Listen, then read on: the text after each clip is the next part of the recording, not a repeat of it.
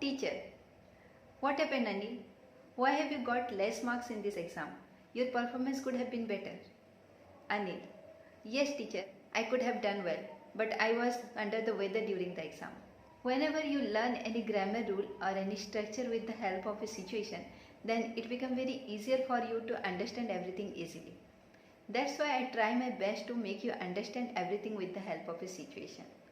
जब हम कोई ग्रामर के रूल या फिर कोई स्ट्रक्चर को एक सिचुएशन की मदद से सीखते हैं, तब वो उस चीज़ को हमको समझने में या फिर सीखने में आसानी हो जाती है।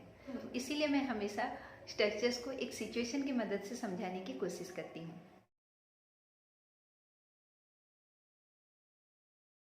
Hello friends, welcome back to my channel.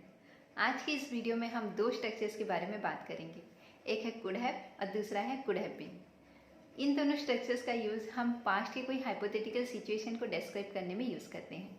Hypothetical इसलिए है क्योंकि ये रियलिटी में हुआ नहीं है। अगर रियलिटी में होता तो रियल बन जाता, तो ये अनरियल है, इमेजिनरी है, इसीलिए ये हाइपोथेटिकल सिचुएशन के अंडर में जाता है। जब हम कोई ऐसे सिचुएशन के बारे में बात करते हैं और जो कि पास्ट में हो चुका है, तब उस सिचुएशन में हम ये स्ट्रक्चर्स का यूज़ करते हैं। जैसे कि मान लीजिए आपका दोस्त आपका हेल्प मांग रहा था, बट आपने उसका हेल्प किया नहीं और बाद में आके आप बोल रहे हैं कि हाँ, मैं उसका हेल्प कर सकता था। It means you had the ability to help your friend but you didn't do it. तो उस टाइम आप क्या बोलेंगे? या I could have help my friend. तो उस टाइम हम कुड हैव का यूज़ करेंगे। कुड हैव का यूज़ हम अपने सेंटेंसेस में दो तरीके से कर सकते हैं। एक है स्टेट ऑफ पोजीशन को दिखाने के लिए और दूसरा है एक्शन को दिखाने के लिए। स्टेट ऑफ पोजीशन मतलब अगर आप बोलना चाहते हैं कि मेरे पास ये होता, वो होता, मेरे पास कोई चीज़ होती, तब हम उस केस में कुड हैव का यूज़ करते हैं। जैसे कि मेरे दोस्त के पास एक कार होता, my friend could have a car. मेरे पास सक्सेस होता, आई कुड हैव सक्सेस। उसके पास एक चांस होता, ही कुड हैव ए चांस। तो इस केस में हम कुड हैव का यूज़ करते हैं। और इसका दूसरा यूज़ है कोई एक्शन को दिखाने के लिए। मान लीजिए कि कोई काम को करने के लिए कैपेबल है, बट उसने वो पास्ट में जाके वो काम को किया नहीं है, तो उस केस में हम कुड हैव का यूज़ करते हैं। It means when someone was capable to do something but he और सी डिडंट डू इट। इसको सेंटेंस में यूज़ करने का रूल है, पहले सब्जेक्ट, फिर कुड हैव, फिर उसके बाद हमको वर्ब के थर्ड फॉर्म का यूज़ करना है और लास्ट में हमको ऑब्जेक्ट को शो करना है। जैसे कि she could have married him but she didn't want to. वो उससे शादी कर सकती थी लेकिन वो नहीं चाहती थी उससे शादी करना। आई कुड हैव हेल्प्ड हिम। मैं उसकी मदद कर सकती थी। My friend could have come here. मेरा दोस्त यहाँ पे आ सकता था। अब देखते हैं हम कुड हैव बीन का यूज़। इसको भी हम दो तरीके से अपने सेंटेंसेस में यूज़ कर सकते हैं। एक है स्टेट ऑफ बीइंग को दिखाने के लिए और दूसरा है हमको पैसिव को दिखाने के लिए। Passive of what? Passive of could have. जब हम बोलना चाहते हैं कि कोई भी पर्सन कहीं पे हो सकता था या फिर कोई भी चीज़ कहीं पे हो सकता था, तब हम उस केस में कुड हैव बीन का यूज़ करते हैं। जैसे कि he could have been in problem. वो मुसीबत में हो सकता था।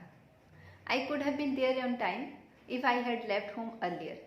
अगर मैं जल्दी निकल जाता तो मैं वहाँ पे सही समय पे हो सकता था। Your performance could have been better. तुम्हारा परफॉर्मेंस अच्छा हो सकता था। तो ये तो हो गया स्टेट ऑफ बीइंग। अब देखते हैं पैसिव। इसको पैसिव में यूज़ करने का रूल है, पहले ऑब्जेक्ट, फिर कुड हैव बीन और फिर आपको वर्ब के थर्ड फॉर्म का यूज़ करना है।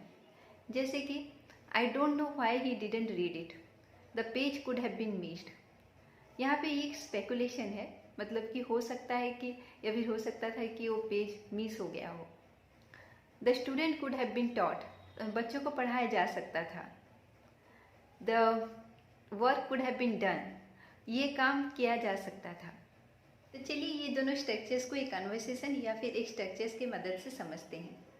ये जो कन्वर्सेशन है ये एक टीचर और स्टूडेंट के बीच में है। Teacher, what happened Anil? Why have you got less marks in this exam? Your performance could have been better.